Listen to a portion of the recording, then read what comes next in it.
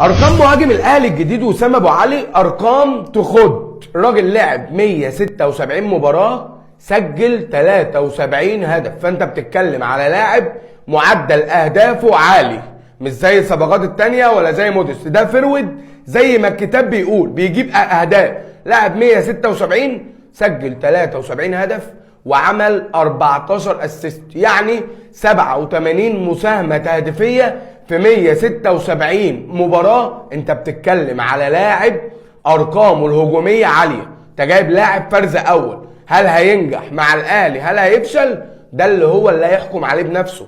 انما اللي يجيب لك فيديوهات، اللي يجيب لك احنا شفنا المودست فيديوهات وشفنا السامسونج فيديوهات، اللاعب اللي بيحكم عليه الملعب. الفيديوهات والكلام ده بتحكمش على حد.